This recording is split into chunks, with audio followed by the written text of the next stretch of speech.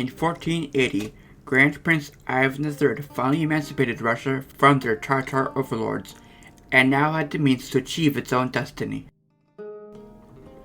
Armed with a remarkable ability to extract and mobilize massive amounts of its population and resources, the Grand Duchy of Moscow and its successor, the Tsardom of Russia, would rapidly expand into becoming Europe's largest state with a formidable army to boot. However, the powers and institutions that allowed Russia to do so fostered a culture of unchecked absolutism and autocracy amongst its czars, at the cost of forcing their people to pay the price. By the end of the 1500s, a declining economy, a burdensome state bureaucracy, and a highly stratified society will lead to a worsening crisis to come.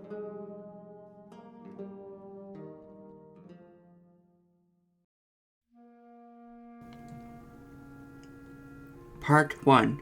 A Foundation for Autocracy. Russia's autocracy can be traced back to its time as a vassal of the Golden Horde. The Moscow princes, who descended from Grand Prince Alexander Nevsky's younger son, Daniel, gained the Khan's favor early on by helping suppress the Principality of Tver during its uprising in 1327. Soon after, the princes of Moscow were awarded the title of Grand Prince by the Khans, making them not only the chief Russian principality, but also the main tax collectors and enforcers of Mongol policies in Russia. The Moscow princes quickly adopted many successful Mongol administrative and military systems to collect tribute more efficiently and strenuously from their fellow principalities. Muscovy's tax system and army were modeled after the Mongols. The incredibly exploitive Mongol tax system made the Muscovite princes very rich and powerful. Even after they stopped paying tribute to the Golden Horde, they kept collecting the same amount of tribute for themselves. The Mongols also provided Muscovy with many other administrative, bureaucratic, and diplomatic tools, including the Mongols' rapid postal system, reintroduced by Ivan III. One ambassador recounted how he could go from Novgorod to Moscow, 500 kilometers away, in just 3 days using the new postal system. The Mongols' most important contribution was to Muscovy's military forces. The Muscovite army was modeled on the effective Mongol cavalry, alongside its tactics, maneuvers, and organization. The Muscovite and later Russian cavalry used Mongol horses, helmets, saddles, sabers, quivers, and bows well into the 17th century.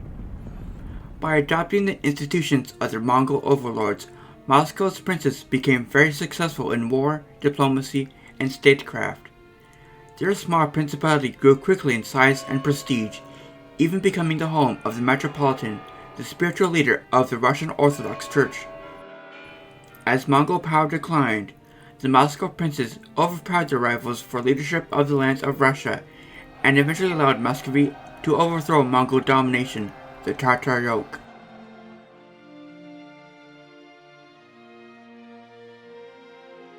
Alongside its Mongol influences, much of the strength of Muscovy and its czars came from Orthodox Christianity. Moscow had freed itself from Tatar control only a few decades after the Byzantine Empire and Constantinople, the polity so influential to Moscow's faith had fallen to the infidel Ottoman Turks. Moscow, which had been a junior partner to the Byzantines in religious matters, was now thrust into becoming responsible for all Orthodox Christians. The fall of Constantinople plunged the Orthodox believers into a sense of gloom and foreboding, and it did not help that many people believed that the world would end in the year 7000, according to the Orthodox calendar, or 1492 in modern calendars. There was a reassessment of the Orthodox Church's role in Russia and its relationship with secular authority. The Church owned around a quarter of the land of Muscovy, home to millions of peasants and townspeople, and held immense spiritual authority as the spokesman for the peoples of Russia as a whole, unlike the Grand Prince. The Russian Church had stayed true to its faith, unlike the Byzantine Church, which had sought unity with Rome at the Council of Florence, which Moscow saw as a betrayal. Moscow rejected the Byzantine Patriarch's authority and chose its own metropolitan in 1448, showing a break from Byzantium both spiritually and now physically. The Russian Orthodox Church, now self-governing, looked to the Grand Prince for protection. They began to see him as a successor to the Byzantine emperors and the only true Orthodox prince left. Knowing their church's fate was tied to Muscovy's fate, church leaders started calling Vasily II and his successors, Ivan III and Vasily III, Tsar and autocrat after 1453, a divine king appointed by God. However, no Grand Prince would be officially crowned as such until 1547.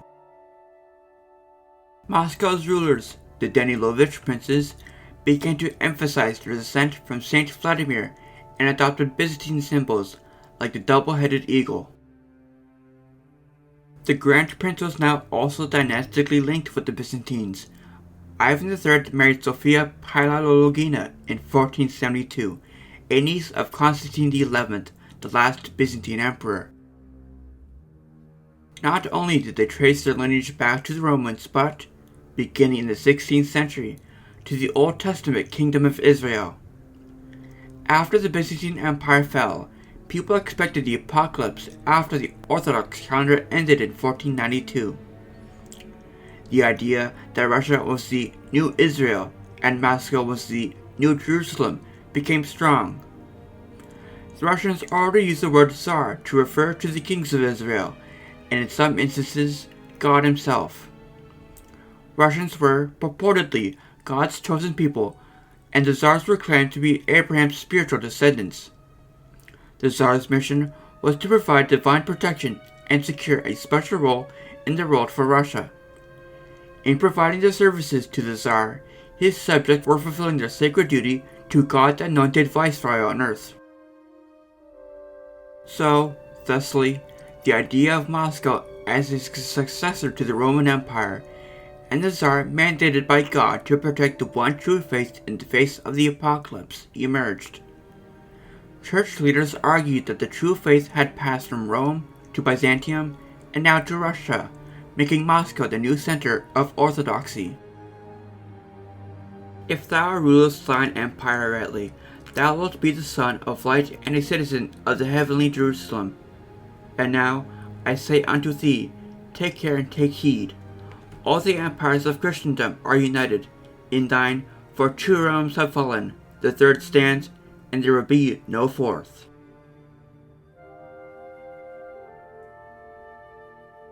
Now with the backing of its ecclesiastical population, the Tsar needed a secular power base.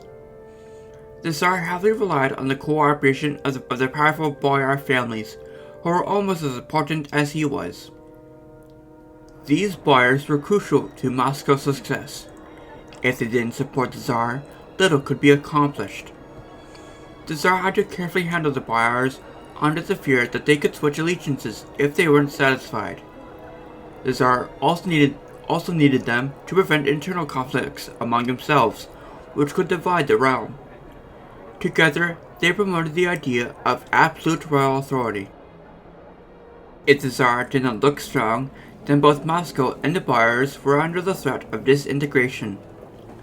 However, more importantly, both parties needed a stable political situation to operate in, a realization that emerged after the dynastic crises of the 1400s. After Vasily I died in 1425, the Danilovich family's unity began to break down. Before this, when a grand prince died, there was usually only one heir to succeed him. Vasily I named his son Vasily II as his heir, but his brother, Yuri Dmitrievich, did not accept this and challenged Vasily II's claim. Yuri's sons, Vasily Kosoi and Dmitry Shemyaka, continued to fight after their father's death. This led to a civil war that lasted about 30 years. Vasily II's victory established the law of primogeniture in Russia, meaning the eldest son would inherit, eradicating the old and dysfunctional political system of Russia in the process. With primogeniture came an undisputed royal family, and with that, a strong leader that could defend against Tatar attacks and prevent the chaos of the early 1400s.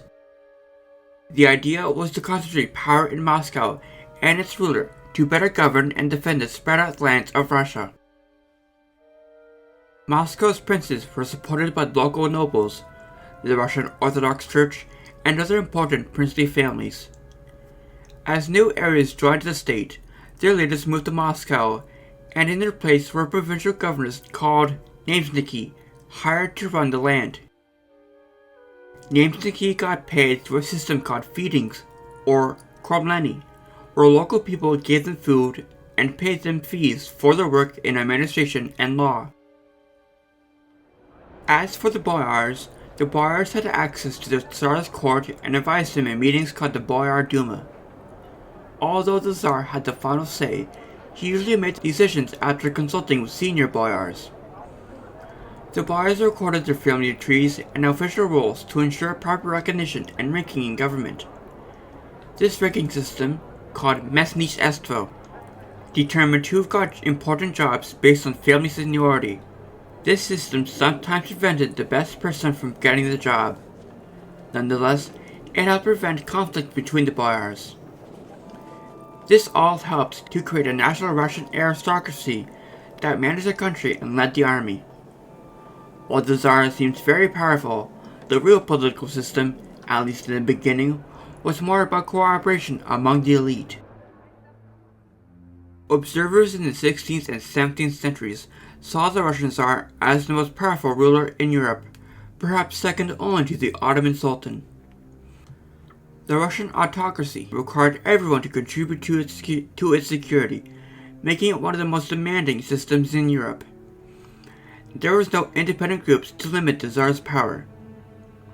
To protect and expand the Tsar's power, everyone in society had to serve, especially in the military, leading to heavy demands on peasants and townspeople, as they had to pay heavy taxes and fulfill burdensome levies.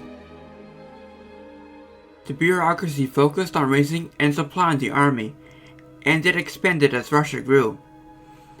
Unlike Western monarchies and their bankers and merchants, Russian officials were not hindered by business interests and could extract resources freely and as deemed necessary to pay for the costs of war.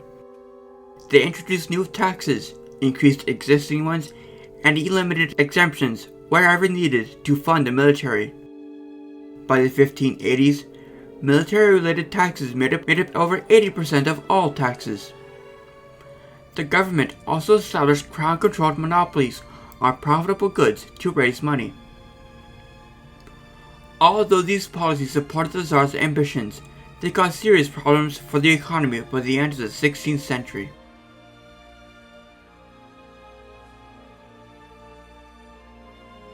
The military itself was another key factor in the creation of Russia's autocracy. Like with other European monarchies of the time, Russia grew a large army loyal to its monarch that would allow him to project his power. In the case of Russia, funding and supporting this army to make war with its many enemies became the main function of the state. By 1533, Muscovy had tripled in size, enhancing the prestige of its Tsars greatly even as it heavily burdened his subjects. Because Russia's military forces played the main role in its development, it is useful to briefly examine its own development. During the process of expanding Muscovy, Ivan III built up Muscovy's own strong army and turned it into something like a national army. The bulk of Muscovy's military consisted of most of the secular landowning class mobilized as cavalry. These hereditary noble warriors were convinced or forced, along with their masters, into Muscovite service. This swelled the ranks of Ivan III's military forces, and even more so when he annexed the Novgorod Republic in 1478. To garrison Novgorod's extensive territories, Ivan settled over 2,000 loyal military servitors there. Individual plots of land were assigned to support each warrior. Peasants on those lands then paid rent to keep the warriors in military service. Unlike an hereditary estate, a votchina, The Novgorodian land assigned to support each warrior was given conditionally, a pomesty.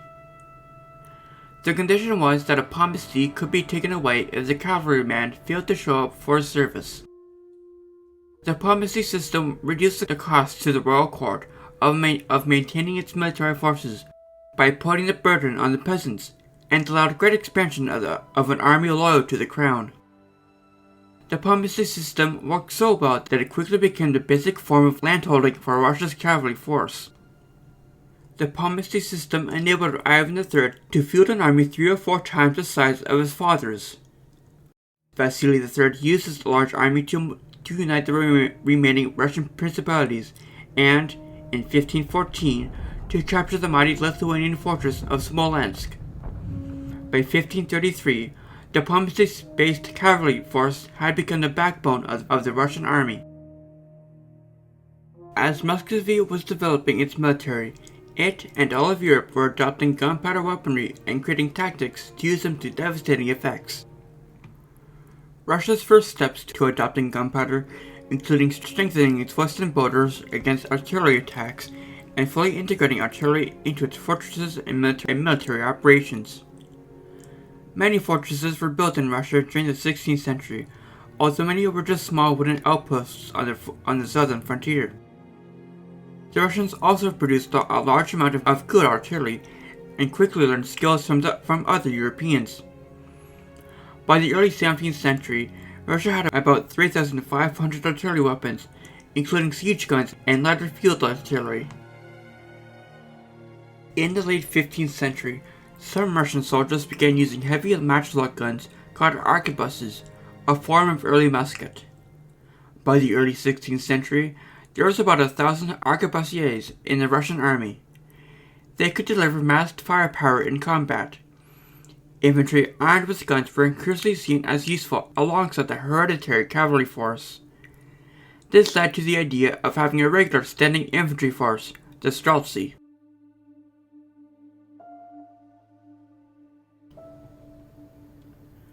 As for the rest of Russia, most people were peasants working the land. Their situation got worse after the Mongol invasions. Peasants increasingly became more dependent on their landlords for security. Over time, more peasants stopped being free farmers. They ended up on large estates owned by nobles or monasteries, where their traditional freedoms were slowly reduced. They owed 2 primary services to their landlords. The first was a breshtina, working for the landlord, and obrok, a payment to the landlord in goods or money. Peasants valued their traditional freedoms. Court cases against landlords showed these freedoms were under attack. One of these freedoms was the freedom to move to the new land when their old ones became unproductive. The most important effort to restrict peasant movement came in the 1497 law code, the Subdenik. These laws said a peasant could only leave his master once a year for 2 weeks around St. George's Day, in the late autumn, after the harvest, and only if his debts were settled. In the 16th and 17th centuries, these restrictions grew. Peasants were increasingly tied to the land they worked on as serfs. Peasant villages faced tough conditions. They lived in remote, often infertile lands with long, cold winters which saw floods in the spring.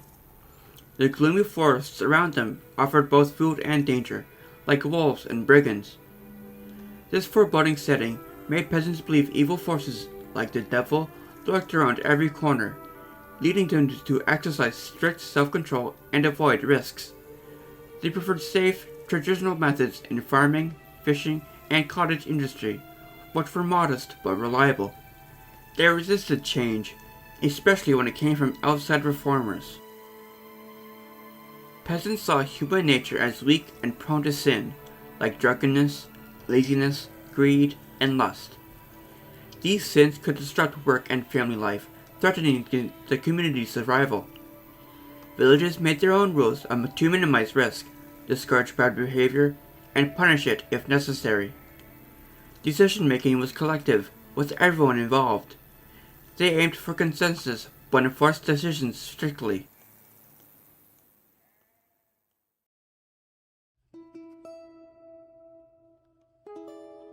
Part 2. Ivan IV.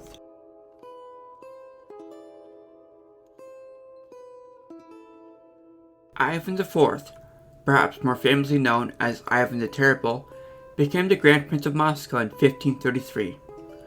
Ivan inherited Muscovy at a time when it was still surrounded by its many enemies. The Teutonic Knights, Denmark, Sweden, and Lithuania were strong rivals in Europe. In the south, the Crimean Khanate and other Islamic Khanates like Kazan, Nogai, and Astrakhan were threats, backed by the ever-growing Ottoman Empire. Ivan's father died when he was 3. This left Ivan and his mother Elena in the care of her family, the Galinskis. Ivan's mother died when he was 8, and the regency became violently disputed between two princely houses, the Shuiskis and the Belskis. He grew up resenting the powerful boyar clans who controlled him but left him no real power.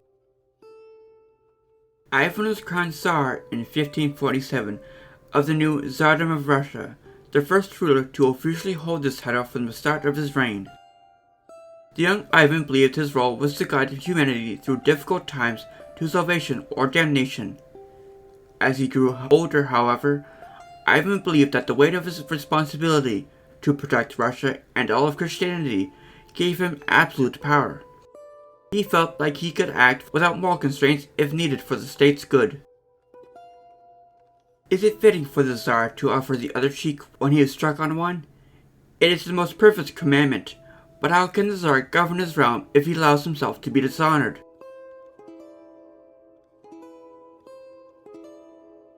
Throughout the 1550s, Ivan introduced a number of new reforms to his tsardom, arguably the most important of which is the Sudebnik of 1550, building upon the old 1497 code.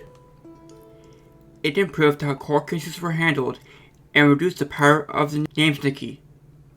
For the first time, it punished officials who abused their power and set strict oversight of officials. Perhaps one of the more important pieces of the Sudebnik was Article 98, stating that all new laws introduced needed the Tsar's approval and confirmation by the Boyar Duma, making the boyars a key part of lawmaking.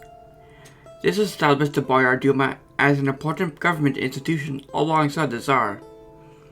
New offices, called prikazi, were made to handle specific tasks like military appointments and foreign affairs.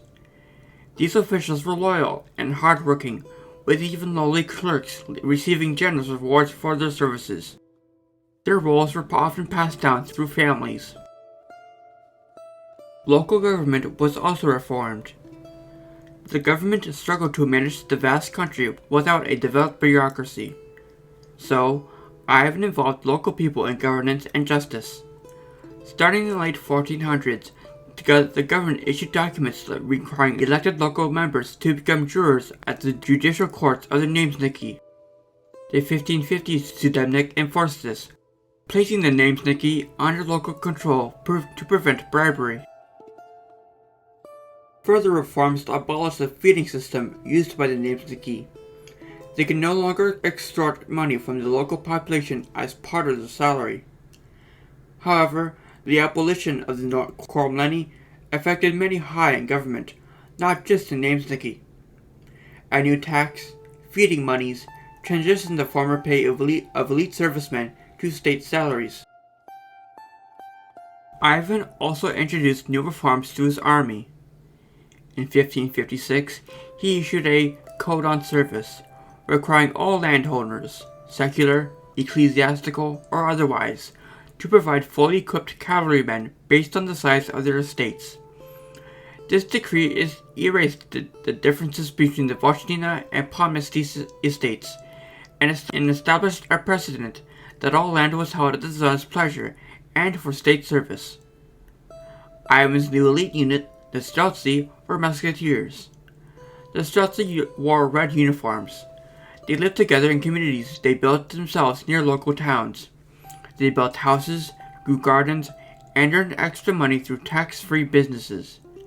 Many were blacksmiths, butchers, cobblers, or shopkeepers. They served for life, and their duties in peacetime included guarding, fighting fires, chasing fugitives, escorting ambassadors and running errands.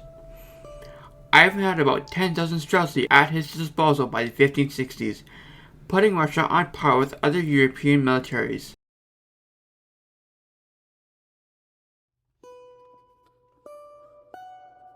Ivan's reforms of his military allowed him to achieve his biggest victory. To the east of Russia was the Khanate of Kazan, the strongest successor of the Golden Horde. Kazan blocked a profitable trade route to the Middle East along the Volga and Caspian Sea. Ivan decided to break this monopoly. Ivan used local rebellion to his advantage to put a fortress near the city of Kazan. In October 1552, he launched his attack on Kazan from his base, using artillery and his new streltsy units to great success. This was a historic moment for the Tsardom. It changed the balance of power in the region. The loose alliance between the Golden Horde's successors was now broken. The Nogai Horde and Siberia's Khans recognized the superiority of the Tsar and swore their loyalty. Moscow gained a stronghold on the Volga, opening up stable trade with the Middle East and enabling further expansion into Siberia. With the help of the Crimean Tatars, Astrakhan resisted Russia, but it too was subdued. To secure Kazan, Ivan deported most of its Muslims and brought in Russian merchants and artisans. To mark his victory, Ivan built a great Orthodox cathedral in Kazan and St. Basil's Cathedral in Moscow's Red Square, celebrating Muscovite victories with its distinctive onion domes. Another important development on the steppe at this time was the emergence of the Cossacks. The Cossacks were a loose federation of primarily Orthodox practicing Slavs who lived as nomadic hunters and horsemen in the Wild Country, a region that once made up a large part of modern-day eastern Ukraine. They were intensely proud of their status as free men, willing to do anything to defend their liberty. Thusly, they became an important factor for any outside power dealing with the steppe. Ivan IV granted them a charter to act as defense troops in 1570 and had recruited them to help attack Kazan. After Kazan, Ivan focused on the Baltic. He wanted Muscovy to trade with Europe and build strongpoints against them in case of attack. In 1558, he demanded control over Baltic trade from the ailing Teutonic Knights. When refused, Ivan's army captured Narva. He almost immediately faced opposition from Denmark, Sweden, and the newly united Polish-Lithuanian Commonwealth, who also wanted the Teutons' lands. After 20 years of fighting, Russia exited the war with nothing, even losing its only seaport to Europe along the Gulf of Finland to Sweden.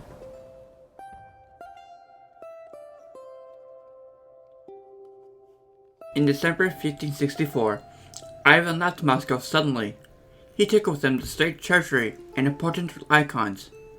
He moved to Alexandrov, a small town northeast of Moscow. From there, he sent a letter to the boyars and church leaders, saying he wanted to abdicate. He accused them of stealing and obstructing his efforts to punish people who he thought could be plotting against him.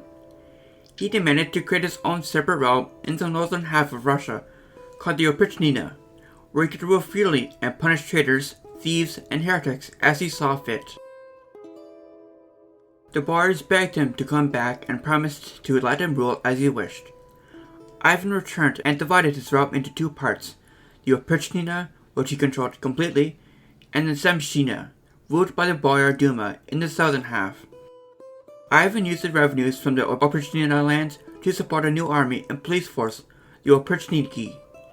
They dressed in black, rode black horses, and carried a dog's head and a broom to symbolize biting enemies and sweeping away corruption. They had special powers and could arrest and punish without normal legal procedures. The Oprichnina soon turned into a group of brutal and greedy soldiers. They caused more harm than the boyars that they were supposed to control. In 1570, they destroyed Novgorod, suspecting the city elders of treason. They killed thousands, plundering the monasteries, and destroyed the city, causing long-term damage. Ivan's Oprichnina continued to wreak havoc until he dissolved it in 1572 and forbade even mentioning its name. While Ivan was busy with the Oprichnina, however, Moscow was left undefended. The Crimeans burned down the city in 1571, with only the Kremlin reportedly left standing. Tens of thousands were killed in the raid and the blazes. Ivan's reign ended in turmoil. In a fit of rage, he killed his son and heir, Tsarevich Ivan, devoting Russia of a competent ruler when Ivan would die in the March of 1584. By the end of his reign, much of central Muscovy was deserted, and many peasants fled the harsh taxes and labor duties. The boyars, though weakened, survived as an elite group.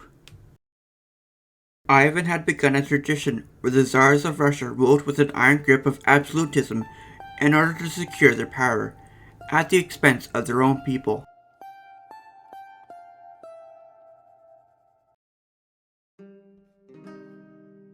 Despite ill health, poor intelligence, and little physical ability, Ivan IV's sixth son, Fyodor Ivanovich, ruled as Tsar for 14 years while Boris Godunov, his brother-in-law, acted as his regent. Thankfully, Fyodor's advisors and regent performed their tasks well. Under Boris, a new patriarchate, the highest rank in the Orthodox Church, was established in Moscow, and Russia regained access to the Gulf of Finland. However, Fyodor was the last of the Rurikhovich, and he did not sire a son to succeed him. Russia was in the throes of a worsening economic crisis as its population increased while its food stocks declined due to colder and colder weather. Rapidly inflating prices did not help the rising cost of maintaining an extensive and heavily militarized bureaucracy, resulting in an unhappy elite and an unhappy population. So, when Fyodor died in 1598, decades of death and destruction stared at Russia in its face.